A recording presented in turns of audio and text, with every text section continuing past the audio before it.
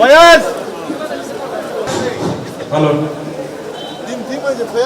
దయచేసి సర్పంచ్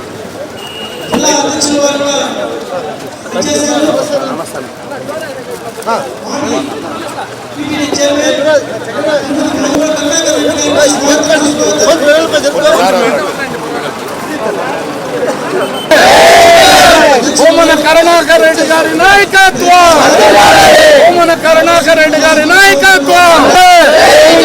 జై జగన్.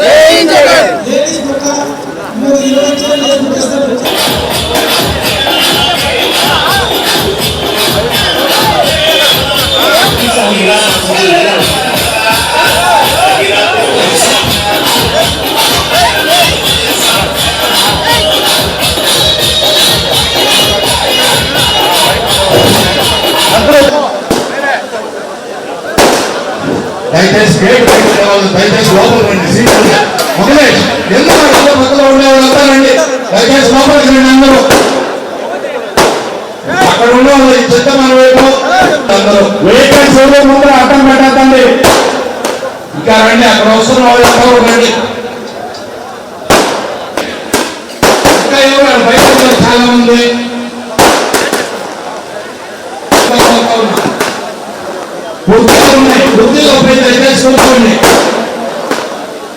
కాబట్టి దయచేసి సీట్లో కూర్చోండి. ఎవరు ఏమనుకోవద్దు, కూర్చోబోతే కంప్లీట్ వస్తుంది. యువరాజ్ దయచేసి మాట్లాడి పంపించండి. దయచేసి ప్రతాప్ రెడ్డి సీట్లు ఫుల్ అయితే మీటింగ్ స్టార్ట్ చేసి వస్తున్నారు. స్త్రీలంతా ఇటువైపు వచ్చేయమ్మా. బయట మగవాళ్ళు ఎవరో లేడీస్ సైడ్ ఎవరు కూర్చోండి. దయచేసి వచ్చేయండి. అందరూ వెనక్కి పోవాలా కూడా అన్న. పెద్ద అన్న కూర్చోండి అన్న, సీట్లు ఉన్నాయి కదా, కూర్చోండి అన్న. దయచేసి కూర్చోండి. కూర్చుంటే మీటింగ్ స్టార్ట్ చేస్తాము. బయట రోడ్డు మీద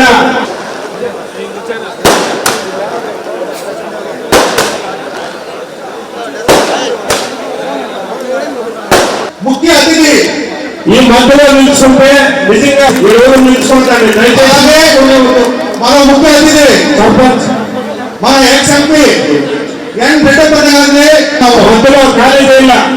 మధ్యలో నిలుచుకుంటే వెనక ఉండే వాళ్ళు కనపడదు, నిలుచుకోవద్దు. అదే కాదు రోజుగా కోరుతున్నాము. అలాగే చాలా రాష్ట్రంగా ఉన్నా ఎక్కడున్న స్టేజ్ పైకి రాష్ట్రం కోరుతున్నాము. అలాగే దయచేసి వెనకాల ఖాళీగా దయచేసి గేట్ బయట ఉన్న వాళ్ళంతా సినా రామో లోపలికి వచ్చేది ఏమనుకోవద్దండి. అక్కడ ఎవరు ప్రారంభించడం జరుగుతుంది. ఎవరు కూడా దయచేసి కార్యక్రమం అయిన తర్వాత చాలా వాళ్ళతో సన్మానించదలుచుకుంటే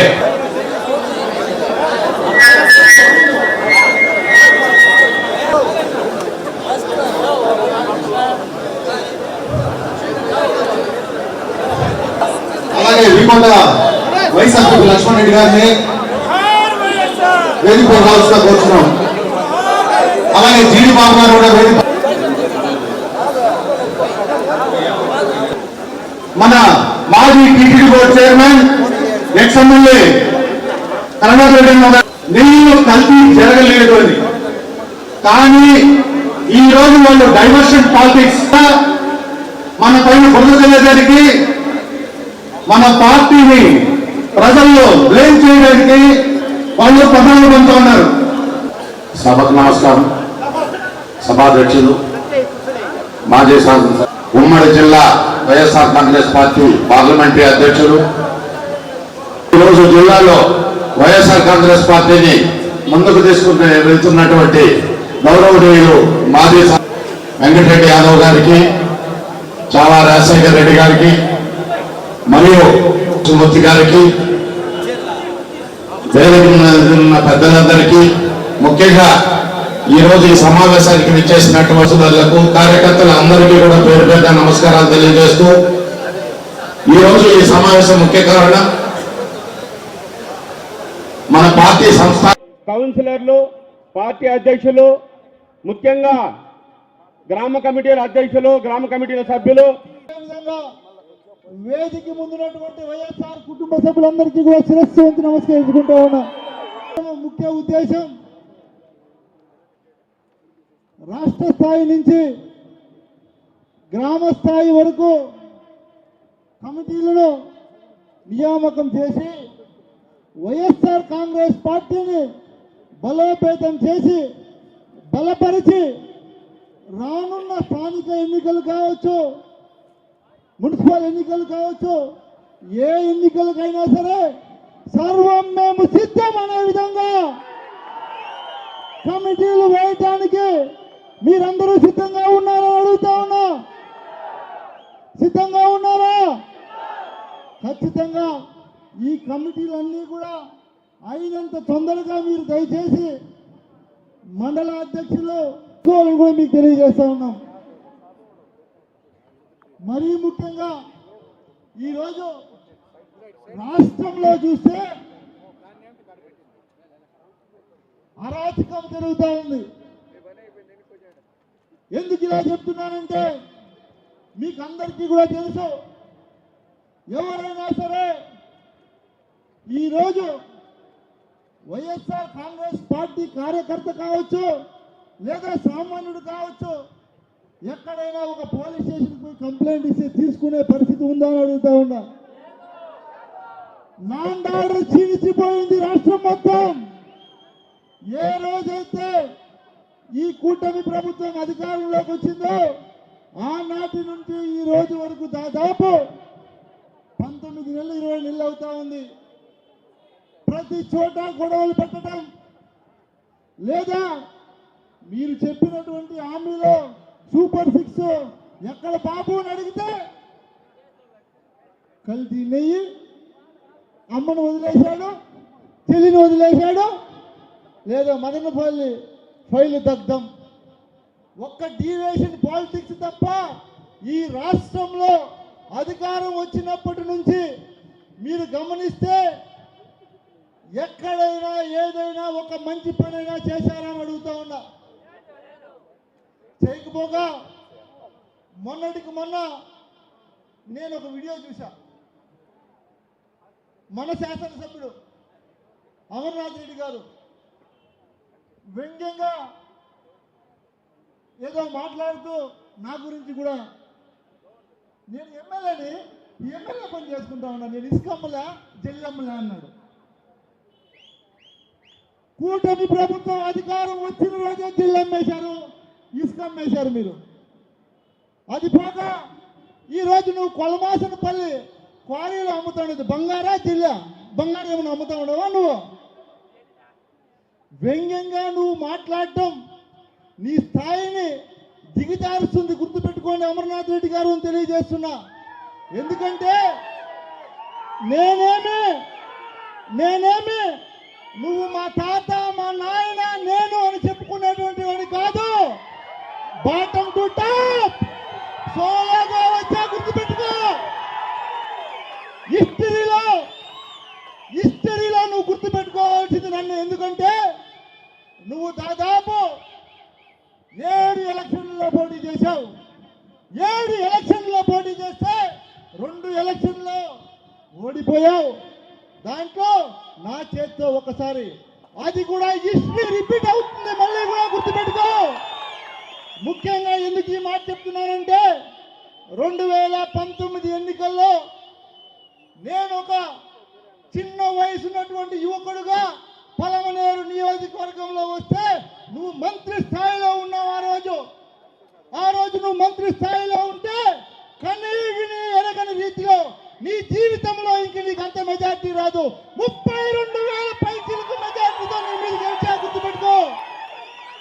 నువ్వు నన్ను వ్యంగ్యంగా మాట్లాడినంత మాత్రం ఈరోజు అమర్నాథ్ రెడ్డి గారు 3 పార్టీలు జత కలిపి జనసేన, బీజేపీ, తెలుగుదేశం పార్టీ, పాపం 3 పార్టీ వాళ్ళు జెండాలు మోస్తే నీ భుజం మీద 3 కండువాలు వేసుకొని తిరిగితే నీకు వచ్చింది 20,000 మెజార్టీ. గుర్తుపెట్టుకో. నాకు ఆ రోజు జగన్మోహన్ రెడ్డి జెండా, వైఎస్ఆర్ కాంగ్రెస్ పార్టీ జెండా మెజార్టీ. ఆ రోజు 164 సీట్లు మావి, ఈ రోజు ఆ రోజు 151 సీటు మాది, ఈ రోజు 164 సీట్లు మీవి. అంత గాలిలో కూడా నీకు వచ్చినటువంటి మెజార్టీ ఎంత? ఎందుకు మాట్లాడుతున్నానంటే నువ్వు మాట్లాడినటువంటి వ్యంగ్యంగా ఆ వ్యంగ్య భాషకి ఈరోజు నేను నీకు సమాధానం చెప్తా ఉండా. పలమనేరు నియోజకవర్గంలో నేనేం హరిశ్చంద్రుడు అని చెప్పట్లేదు, నేను దేవుడు అని చెప్పట్లేదు. కాకపోతే అమర్నాథ్ రెడ్డి కన్నా మంచి క్వాలిటీస్ ఉన్నాయని మంచి పేరు మాత్రం ఈ మెజార్టీలో గెలుస్తూ ఉన్నా కదా. నువ్వు నన్నే అలా మాట్లాడటం ఎంతవరకు కాదు అడుగుతా ఉన్నా.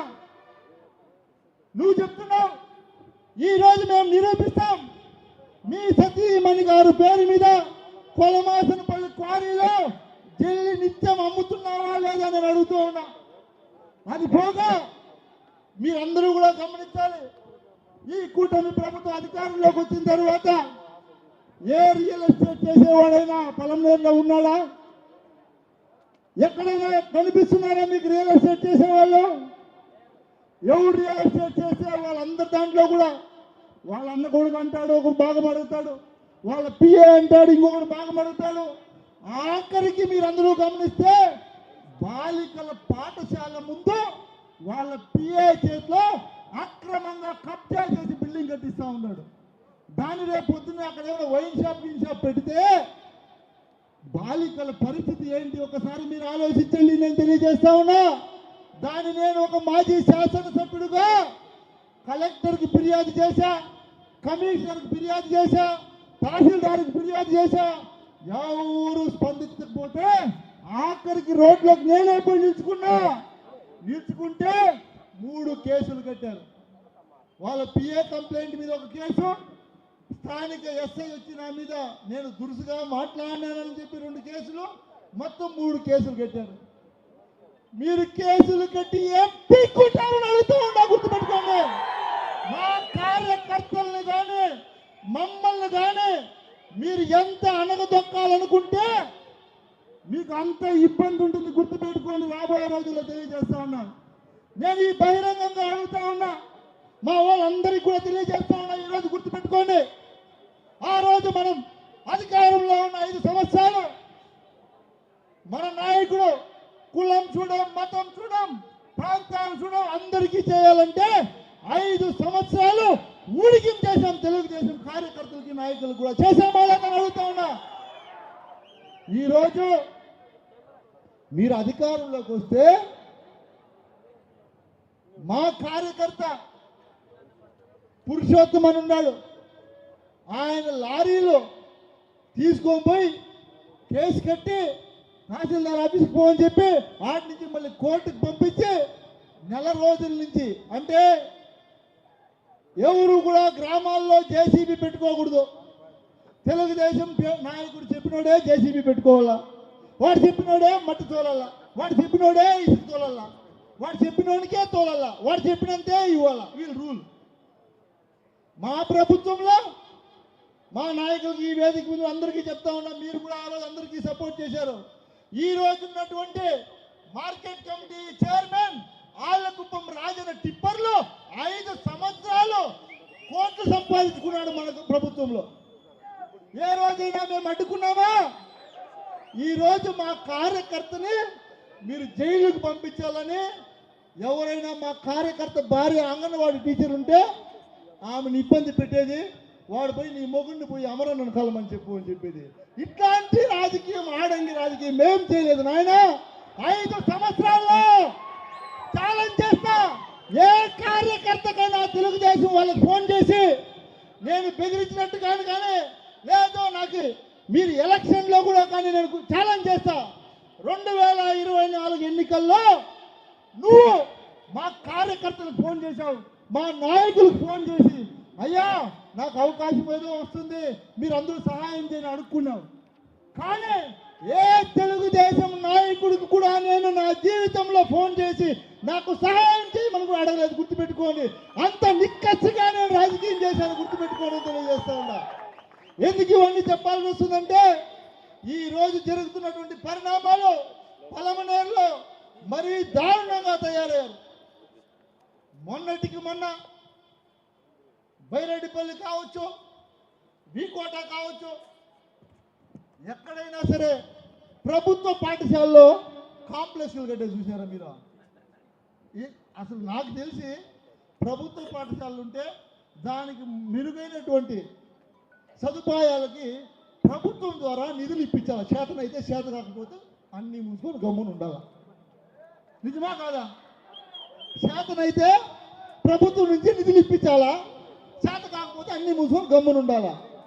అది వదిలేసి ఆ ప్రభుత్వ స్కూల్ రోడ్లో మెయిన్ రోడ్లో ఉంటే దాన్ని అంగిడి రూములు కట్టేదంట, ఆ అంగిడి రూములు బాడీకి ఇచ్చేదంట. ఆడు ఎవడో పనికి మాలడో తాగుబోతాడో కూర్చుంటాడో ఆడ పిల్లలు పోయే వాళ్ళని వచ్చే వాళ్ళని డిస్టర్బ్ చేస్తూ ఉంటే వాళ్ళు చదువుకుంటారా? ఇవన్నీ కూడా మంచి పద్ధతులా, మంచి పనులా నేను అడుగుతూ ఉన్నా సూటిగా. ఈరోజు ఖచ్చితంగా దీన్ని ఆపకపోతే ఎంత దూరమైనా పోతాం, కోర్టుకు పోతాం, కోర్టు కాకపోతే రోడ్లో పడుకుంటామని కూడా తెలియజేస్తా ఉన్నా ఈరోజే. ఎందుకంటే ఈరోజు నేను చెప్తా ఉన్నా, సాక్షాత్తు వాళ్ళ కుటుంబ సభ్యుల పేరు ఎన్పిఆర్ కన్స్ట్రక్షన్ పేరు మీదే ఆ స్కూల్ కాంపౌండ్ లోపల ఇప్పుడు కాంపౌండ్ కొట్టేస్తారు. ఇప్పుడు బైరెడ్డిపల్లిలో వీకోట్లో రెండు కొట్టేసి అర్జెంటుగా కాంప్లెక్స్లు కట్టేసి వాళ్ళకి కావాల్సిన కార్యకర్తలకి అమ్ముకునేసి వాళ్ళు ఏదో మేము మంచి చేసినాము ఆ స్కూల్కి అని ఎంత బాగా చెప్తారు తెలుసా? అడిగితే దాంట్లో వచ్చే ఆదాయం అంట ఆ స్కూల్కి ఇచ్చేదంట. మేము చదువుకున్నప్పటి నుంచి స్కూల్ ఆడే ఉంది, ఆదాయం ఆడే ఉంది. నువ్వు కొత్తగా వచ్చి కాంప్లెక్స్ కడితే వచ్చే ఆదాయం ఏమీ లేదు, నష్టం తప్ప. ఆ స్థలం కోట్లు విలువ పోతుంది. దాన్ని నాశనం చేయొద్దండి దయచేసి. లేదంటే ఖచ్చితంగా మేము దాని మీద ఎంత దూరమైనా పోతామని కూడా మీకు తెలియజేస్తా ఉన్నా. అదే కాకుండా ఇంకా పెద్ద ఘనత లాటరీ టికెట్లు అమ్ముతున్నారు పలమనేరులో, మీకు తెలుసో లేదో. లాటరీ టికెట్ల వల్ల ఎన్నో కుటుంబాలు రోడ్లు పడి నాశనం అయిపోయాయి. దానికి మీరే కదా యాజ్యం పోసి మీరు పోషిస్తూ ఉండేది. మీరు స్థానిక పోలీసులతో సంప్రదించి నాయన ఈ లాటరీ టికెట్లు అన్నీ కూడా బంద్ చేపిస్తే, ఎందుకంటే తెలుసో తెలియనోడు ఏదో ఒక ఆశ, ప్రతి ఒక్క మనిషికి ప్రతి ఒక్క జీవికి ఆశ అనేది ఉంటుంది. ఏదో లాటరీ టికెట్ 10 రూపాయలు లాటరీ తీసుకుంటే ఏదో 10 కోట్లు వస్తుందని, ఏదో ఏదన్నా చిన్న చిత్కా పొరపాట్లు చేస్తే మాలాంటి వాళ్ళు చేసిన అర్థం ఉంది. ఎందుకంటే కొత్త ఎమ్మెల్యే, అనుభవం లేదు, పిల్లోడు ఏదో తప్పు చేసినాడంటే కూడా అర్థం ఉంది, ఒప్పుకుంటా. నువ్వు మా తాత కాలం నుంచి నేను అని చెప్పుకునేవాడు నువ్వు ఇట్లైనా చేసేది అడుగుతా ఉన్నా. న్యాయమా కదా? మేము తప్పు చేసింటే కూడా మేము ఈరోజు చెప్తున్నాం కదా, ఏదన్నా తెలిసి తెలియ కూడా తప్పు జరిగింటే కూడా మేము దాన్ని మేమేం వీరులు సూర్యులు చెప్పము. మా వల్ల తప్పు జరిగింటే తప్పు అనే చెప్తాం. మీరు తాతోల కాలం నుంచి రాజకీయం మాట్లాడేవాళ్ళు మీరేం చేస్తూ ఉన్నారు అడుగుతూ ఉన్నారు. అదేవిధంగా గంజాయి కావచ్చు, పేకాట్ కావచ్చు, మన ప్రభుత్వం అధికారంలో ఉన్నప్పుడు పలమనేరు పరిస్థితి ఎట్లుంది, ఈరోజు పరిస్థితి ఏమైంది చూసుకోండి. అదేవిధంగా ఈరోజు బెల్ట్ షాపులు మీ ఊర్లలో నాకు తెలిసి మామూలుగా పల్లెల్లో ఉంటుంది, ఎగవీధి దిగివీధి కాలనీ, వైఎస్ఆర్ కాలనీ, లేదంటే భువనేశ్వరమ్మ కాలనీ అన్నీ ఉంటాయి. డివైడ్ చేసుకునేసినారు తెలుగుదేశం నాయకులు. ఆ కాలనీ దాటి నువ్వు ఈ పక్క రాకూడదు, ఈ కాలనీలో ఒక లీటర్ అమ్ముకుంటా ఉన్నాడు, ఆ కాలనీలో ఒక లీటర్ అమ్ముకుంటా ఉన్నాడు వైన్ షాపు. వాడికి ఆప్షన్ లేదు. ఇదంతా కాకుండా ఎవడన్నా తిక్కరేగి మా సంగారెడ్డిలో వాడు పోరారే నీతో రేట్ ఎక్కువ నేను వైన్ షాపుకి పోతానంటే వీడు వైన్ షాపుకి ఫోన్ చేసి చెప్తాడు, మా ఊరోళ్ళు ఎవరు వస్తే ఈ గుర్తు నువ్వు, మా ఊరోళ్ళు వస్తే ముందే ఈ గుర్తు నువ్వు అని. ఏమి రాజ్యం నాయనా ఇది? ఇదేనా నీ పరిపాలన? ఇట్లా పరిపాలిస్తావా? చంద్రబాబు నాయుడు గారు ఆ రోజు జగన్మోహన్ రెడ్డి గారు రీసర్వే చేస్తే తప్పుడోడు, కరెంటుకు మీటర్లు పెడితే తప్పుడోడు. మీరు చేస్తా ఉండేది ఏమి? మీరు రీసర్వే చేస్తే మంచిది. మీరు ఈరోజు బోర్లకి బాయిలకి మీటర్లు ఇస్తే మంచి ప్రభుత్వం. ఇది కదా మంచి ప్రభుత్వం అంట. యావది కదా మంచి ప్రభుత్వము? ఊర్లలోకి పోతే చెప్తారో ఎవరు మంచి ప్రభుత్వం అని. అయిపోయింది, మీ హనీమూన్ పీరియడ్ అయిపోయింది. చెప్తా ఉన్నాం. ముఖ్యంగా మీరు గమనిస్తే సూపర్ 6 హామీలు మీ గ్రామాల్లో మీకు అందరికీ తెలుసు. వైఎస్ఆర్ కాంగ్రెస్ పార్టీ అధికారంలో ఉన్నప్పుడు తెలుగుదేశం నాయకులు ఇంట్లో కూడా పథకాలు ఎత్తుకొని పోయి కూలోని సేవ కూలోని మాకు ఎత్తుకుపోయి ఇచ్చేసి వచ్చినాం, వాళ్ళకి ఇచ్చేసి వచ్చినామా లేదా? ఈరోజు వైఎస్ఆర్ కాంగ్రెస్ పార్టీ వాడిని చూస్తే వాడు ఏదో ఉగ్రవాది చూసేట్టు చూస్తాను. వాడు 5 ఏళ్ళ మన దగ్గర పని చేయించుకున్నాడు. అన్నా నువ్వే దేవుడు, నువ్వే ఈరుడు, నువ్వే సూర్యుడు అన్నాడు. ఇవన్నీ కూడా ప్రజలు గమనిస్తూ ఉన్నారు. ఖచ్చితంగా రాబోయే రోజుల్లో మీకు ఇవన్నీ కూడా బుద్ధి చెప్తారు. ఇప్పటికైనా మీరు మారి ఏదైతే మీరు కూటమి ప్రభుత్వం అమలు చేసేటువంటి ఆ రోజు హామీలు ఉన్నాయో వాటిని అన్నింటినీ కూడా పూర్తి స్థాయిలో నెరవేర్చాలనేది మా డిమాండ్. మీకు ఒకలేనమ్మా ఆ రోజు ఎందుకప్ప హామీలు ఇచ్చి అడుగుతాను నేను తప్ప. దీనికి కూడా కావాలంటే కేసులు 2 కడతారు. ఇట్లా మాట్లాడినాడు అని మనం ఏం చేసేది? కేసులు కడితే మనం ఏం చేయలేము. ఎందుకంటే మన బైరెడ్డిపల్లి దగ్గర లక్కండిపల్లి ఉంది. దాదాపు మా తాతలు ముత్తాతల కాలం అంటే 100 సంవత్సరాల నుంచి ఆడ ఉరుసు జరుగుతూ ఉందంట. 100 సంవత్సరాల నుంచి ఉరుసు జరుగుతూ ఉంది. సరే, ఒకటి అంటే ముస్లింస్ ఏమన్నా ఇదేమన్నా ఉంది? పాకిస్తానే ఇదేమన్నా మన వాళ్ళే కదా, బాయి అంతా మనమంతా ఒకటే కదా. నువ్వు ఉరుసు పండుగ ఎందుకు నిలిపించారు? పోయి ఆడుండే నాయకుడు అడుక్కొని ఆయనకి ఫోన్ చేస్తే ఆయన మళ్ళీ స్టేషన్కి ఫోన్ చేస్తే ఆయన పర్మిషన్ ఇస్తారంట. ఇప్పుడు చేయలేదు, అట్లే పెట్టేస్తారంట. యాడికి పోతా ఉంది వ్యవస్థ? ఏమవుతా ఉంది? ప్రజలు గమనిస్తున్నారు. మీరు చేసే తప్పులన్నీ కూడా ప్రజలు గమనిస్తున్నారు. నేను ఎమ్మెల్యే పనే చేస్తా ఉంటానని చెప్పినావు కదా. మొన్న వచ్చింది సంరక్షణ ప్రతినిధి అనే ఒక పేపర్లో ఎంత బాగా రాశారంటే న్యూస్. కలెక్టర్ గారు కాపాడండి, గంగవరంలో 30 కోట్ల విలువైన భూమిని కబ్జా. వైకాపా తెదేపా నాయకులు కుమ్మక్కు వంకపరంబోకు భూమి కబ్జా చేసి లేఅవుట్ ఏర్పాటు చేసినటువంటి 2 మండల నాయకుల హస్తం ఏమాత్రం పట్టించుకొని రెవెన్యూ అధికారులు అని రాశారు. అంటే నీ అన్న కొడుకో నీ తమ్ముడు కొడుకో అందరూ కలిసే కదా ఈ కబ్జా 30 కోట్లు కబ్జా చేశారు. వైఎస్ఆర్ కాంగ్రెస్ పార్టీ వాళ్ళు చెప్తా ఉండా వాళ్ళు మీకు ఎర్రేసి యాని కొట్టుకొని పోతారు. వాళ్ళ జతలో ఎవరు కలిసినా ఉపేక్షించేది లేదు, గుర్తుపెట్టుకోండి. ఏ వైఎస్ఆర్ కాంగ్రెస్ పార్టీ నాయకుడు కానీ కార్యకర్త కానీ మీకందరికీ ఒక్కటే తెలియజేస్తా ఉన్నా, తెలుగుదేశం వాళ్ళతో కలిసి ఏ తప్పుడు కార్యక్రమాలు కానీ డబ్బులు కక్కుర్తిపడి ఏ తప్పు చేసినా ఖచ్చితంగా ఈరోజు వాడు కాపాడొచ్చామో నిన్నే. రేపు మన అధికారం సత్యం, జగన్మోహన్ రెడ్డి ముఖ్యమంత్రి కావడం సత్యం. ఆ రోజు వాడు యానికి తిన్నోడు జైల్లో ఉన్న అర్థం ఉంటుంది, ఎర్ర తిన్నోడు కూడా మన జట్లో జైల్లో ఉన్నాడు, గుర్తుపెట్టుకోండి. వాడు మీకు ఎర్ర వేసి యానికి కొట్టుకోపోతాడు, ఖచ్చితంగా వాటితో పాటు నువ్వు కూడా జైల్లో ఉండాల్సింది తప్పదు. దీని మీద కూడా సమగ్రత విచారణ జరగాలి. కలెక్టర్ గారికి నేనే అతి త్వరలో ఇస్తా, కోర్టుకి వేస్తా, మీడియా సోదరులందరికీ మీకు కూడా ఓ పేపర్ ఇస్తా. దయచేసి దీన్ని మీరు ఈ భూమి దగ్గరికి పోయి మీడియా సోదరులందరూ కూడా పరిశీలించి, ఎన్నో సంవత్సరాలుగా వంకపరంబోగ్గా ఉండింది. అదేవిధంగా వాల్మీకులు మేము గుడి కట్టుకోవాలని నేను ఎమ్మెల్యేగా ఉన్నప్పుడు నన్ను అడిగారు పాపం. నేను అప్పటికీ చెప్పాను, గుడి కట్టుకోండి, పర్మిషన్ మీరు తెచ్చేయాలంటే ఇప్పుడు అంతా అవ్వదు, మీరు గుడి కావాలంటే కట్టుకోండి అని చెప్పి అప్పుడు. ఎందుకంటే గవర్నమెంట్లోకి పోయి రావాలా అని. ఎలా అంటే వీళ్ళు చాలా సీనియర్లు కదా, ఏం పేపర్లు కావాలన్నా మార్చేసినారు చూడు, అంత తొందరగా మార్చేసి కాంపౌండ్ వేసి అది కూడా వైఎస్ఆర్ కాంగ్రెస్ పార్టీ వాళ్ళ మీద రాశారంట ఆ భూమిని. అంటే మనం ఎవరు అడగకుండా ఉంటాం కదా రేపు. ఎంత తెలివిగా చేశారు చూడండి మీరంతా కూడా.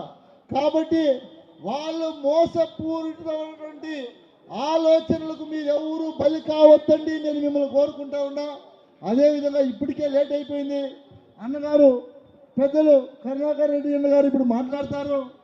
ఖచ్చితంగా అన్న మాట్లాడిన తర్వాత మీరందరూ కూడా ఫోన్ చేసుకొని ఒక కసి ఈ ఉన్నాయి కనుకనే 1:30 గంటల మధ్యాహ్నం ఇంకా ఒక్కరు కూడా అటు ఇటు కదలకుండా ఉన్నారంటే మీ అందరికీ నిజంగా చేతులెత్తి నమస్కరిస్తారు.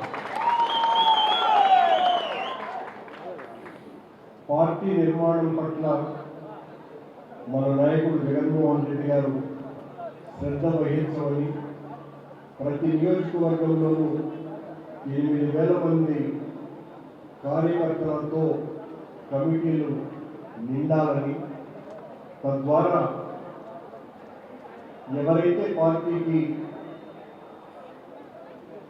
సుశిక్షితులైనటువంటి సైనికులుగా తయారవుతారో వాళ్లతోనే మళ్ళీ మన ప్రభుత్వం వచ్చిన తర్వాత ప్రభుత్వ పాలన సాగుతుంది అన్నటువంటి ఆలోచనతో మన నాయకుడు చేసుకున్నటువంటి ఒక గొప్ప ప్రయోగం ఇది.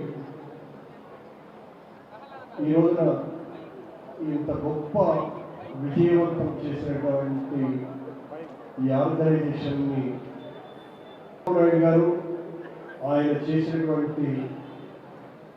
చేస్తున్నటువంటి తప్పులే కాదు, పాపాలు, అపచారాలు, నేరాలు, ఘోరాలు. తప్పులు చేసినటువంటి వాళ్ళను క్షమించవచ్చు, అపచారాలు, ఘోరాలు, నేరాలు చేసినటువంటి వాళ్ళను క్షమించలేదు. జగన్మోహన్ రెడ్డి గారిని రాజకీయంగా పూర్తిగా సమాధి చేయలేము అన్న ఆలోచనతో మీకందరికీ కూడా గమనించి ఉంటారు. మీరు ఎన్నికలైన వెంటనే ఈనాటి స్పీకర్ తన స్నేహితుడు ఒకరితో మాట్లాడుతున్నాడు. ఆ స్నేహితుడు చెప్తున్నాడు, వాడు ఓడిపోయాడు కానీ చచ్చిపోలేదు అని.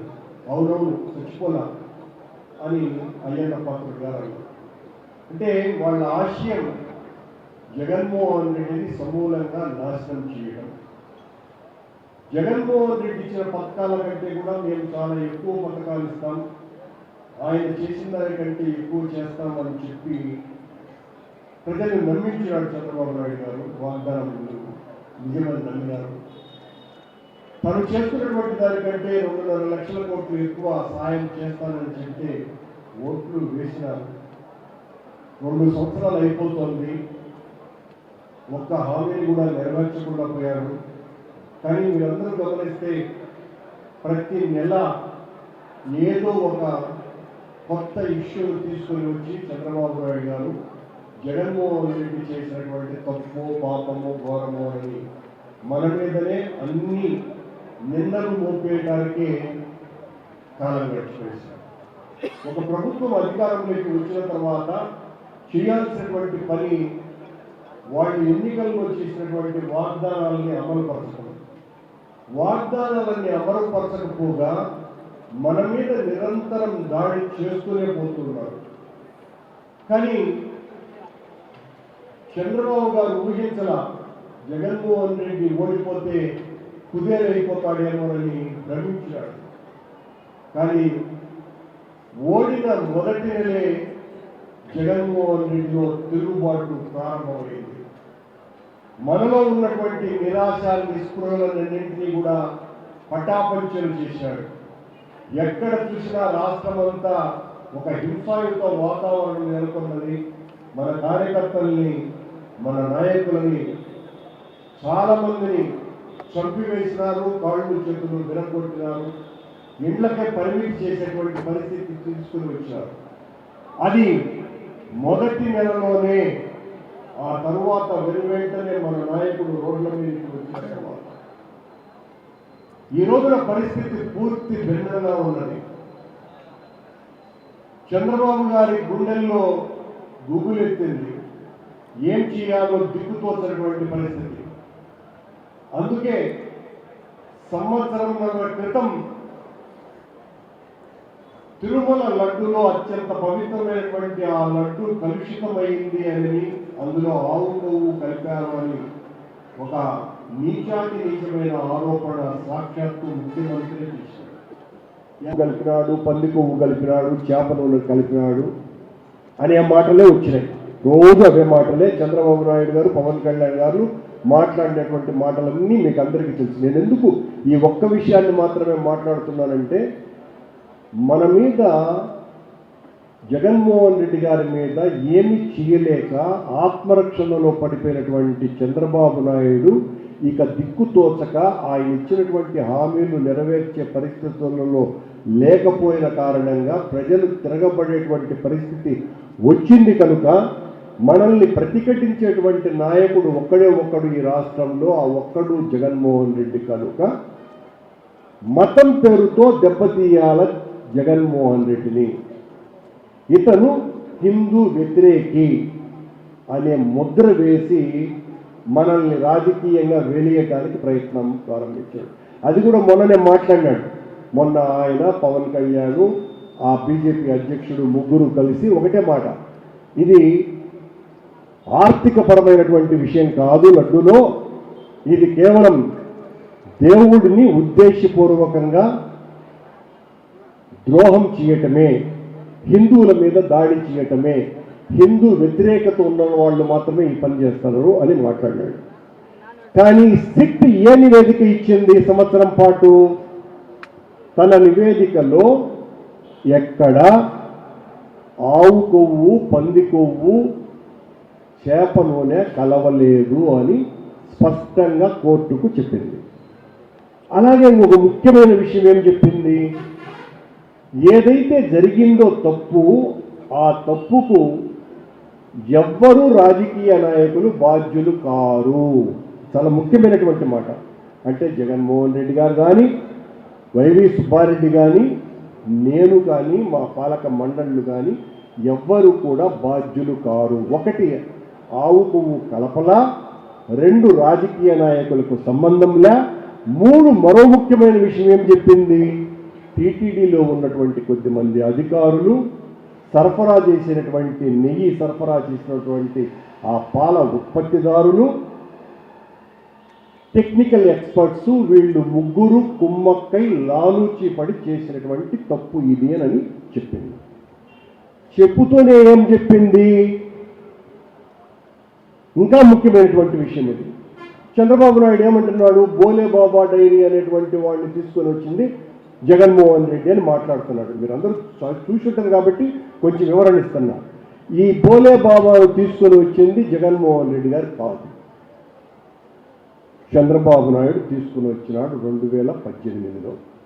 తీసుకొని వచ్చి వాళ్ళు దాదాపు 1,60,000 కేజీల నెయ్యిని చంద్రబాబు సమయంలోనే సరఫరా చేశారు.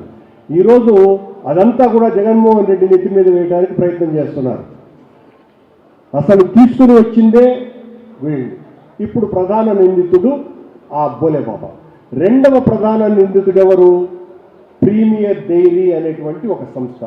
ఈ ప్రీమియర్ డైరీ అనేటువంటి సంస్థ 14 నుంచి 19 వరకు ముఖ్యమంత్రిగా ఉన్న చంద్రబాబు సమయంలో 80% నెయ్యి సరఫరా చేసింది ఈ ప్రీమియర్ డైరీనే. ఇంకొక మాట కూడా చంద్రబాబు మాట్లాడిన మాటలు వినుంటారు. మళ్ళీ ఈయన మన పవన్ కళ్యాణ్ చాలా ఎక్కువ మాట్లాడాడు. అసలు నెయ్యి 350 రూపాయలకి ఎట్లా వస్తుందండి, నాణ్యమైన నెయ్యి 2,000 రూపాయలకు కదా వచ్చేది అని చెప్తూ ఉన్నటువంటి వీళ్ళు చంద్రబాబు సమయంలో ఈ ప్రీమియర్ డైరీ, ఈ బోలేబాబా డైరీ 271 రూపాయలకే నెయ్యిని సరఫరా చేశాయి టీటీడీ. ఎన్ని పక్కన పెట్టేసి వాళ్ళ దగ్గర పత్రికలు ఉన్నాయి, వాళ్ళ దగ్గర ప్రసార ఛానళ్ళు ఉన్నాయి, రోజు జగన్మోహన్ రెడ్డి మీద బండ వేస్తూ ఉంటే సరిపోతుంది అని. మీరు ఇంకొక విషయాన్ని కూడా గమనించుంటారు. సంవత్సరం పాటు సిట్ విచారణ జరుగుతోంది, దొంగలు దొరికిపోతున్నారు. అదో ధర్మారెడ్డి దొరికిపోయినాడు, సుబ్బారెడ్డి దొరికిపోయినాడు, జగన్మోహన్ రెడ్డి దొరికిపోయినాడు, కరుణాకర్ రెడ్డి దొరికిపోయినాడు అని ఇదే కోతలు రాసినాయి. ఉదాహరణకు ఈవోగా ఉన్నటువంటి ధర్మారెడ్డి లోపలికి పోతే విచారణకు ధర్మారెడ్డి అప్రూవర్ అయిపోయినాడు అని రాసినాయి. సుబ్బారెడ్డి పోతే చెమటలు తొక్కుకుంటూ పోయినాడు లోపలికి అని రాసినాయి. కరుణాకర్ రెడ్డి లోపలికి పోయినాడు, చెమటలు తొక్కుకుంటూ బయటకు వచ్చాడు అని రాసినాయి. అంటే మమ్మల్ని దోషులుగా, నేరస్తులుగా చిత్రీకరించేశారు.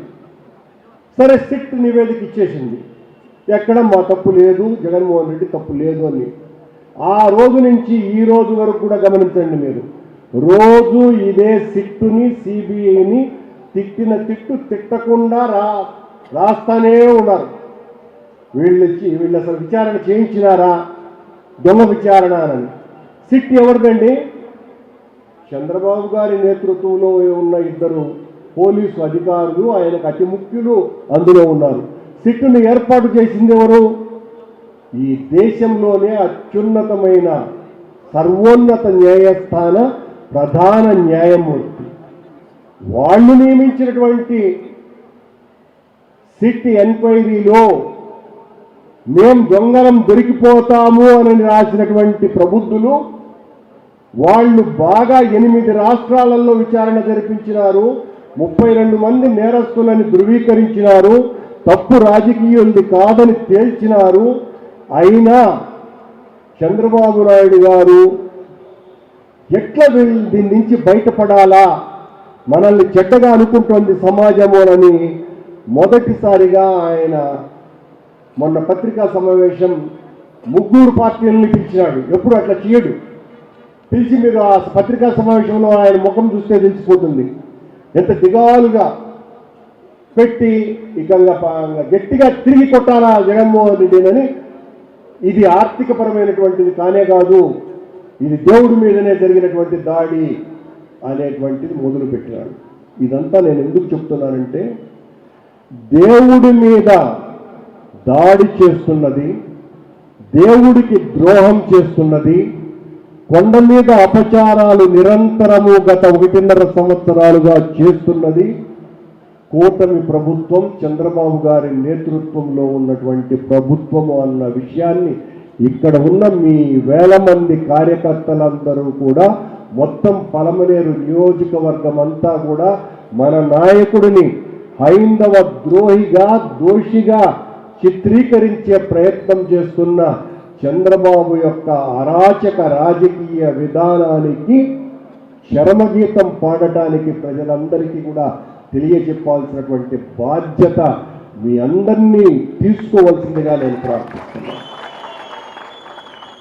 జగన్మోహన్ రెడ్డి గారు కానీ, రాజశేఖర రెడ్డి గారు కానీ వారి పాలనలో హిందూ సమాజానికి, హైందవత్వానికి, వెంకటేశ్వర స్వామి ఆలయానికి చేసినటువంటి సేవ ఒక కరతలామలకమైనటువంటిది, జగద్విదితమైనటువంటిది. ఇప్పటి వరకు చరిత్రలో ఏ ఒక్క రాజు కానీ, ఏ ఒక్క ముఖ్యమంత్రి కానీ చేయనంత గొప్ప సామాజిక సేవ చేసినటువంటి వ్యక్తులు జగన్మోహన్ రెడ్డి, రాజశేఖర రెడ్డి గారు మాత్రమే. కాకపోతే మనం చేసినటువంటి తప్పల్లా ఒక్కటే, ఆ చేసినటువంటి మంచి పనుల్ని చెప్పుకోలేకపోవటమే. టీటీడీ ద్వారా వెంకటేశ్వర స్వామికి కాదు, మొత్తం హిందువులందరికీ కూడా మంచి చేయాలన్నటువంటి తపన అనేక సార్లు సందర్భాలలో ప్రస్తావించుకున్నాం. ఇక సమయం లేదు కాబట్టి మీ అందరినీ విజ్ఞప్తి చేస్తున్నా, రాజకీయాలకు మతాన్ని ముడిపెట్టి రాజకీయంగా మనల్ని అంతమొందించడానికి తిరుమల లడ్డూని ఒక చేతి నాటు బాంబుగా మార్చి మన నెత్తి మీద వేసి మన హైందవ ద్రోహులుగా చిత్రీకరించేటువంటి చంద్రబాబు, పవన్ కళ్యాణ్ గారుల యొక్క వికృత రాక్షస క్రీడను మనం ఎండగట్టాల్సినటువంటి అవసరాన్ని ఈ సమావేశం ద్వారా మరొకమారు గుర్తు చేస్తూ, ఇంత చక్కగా మీరంతా కూడా ఇంత సమయం ఈ సభలో ఉండి ఇంత ప్రశాంత వాతావరణంలో నడిపించినారు అంటేనే మనలో ఎంత కసి రగులుతోందో. జగన్మోహన్ రెడ్డి గారిని ముఖ్యమంత్రిని చేయాలా, చంద్రబాబు పరిపాలనను కూకటి వేళ్లతో పెకలించి వేయాలా, తమ్ముడు వెంకయ్య గౌడను శాసనసభ్యునిగా ఎన్నుకోవాలా అన్నటువంటి మీ తపనకు జేజేలు పలుకుతూ సెలవు.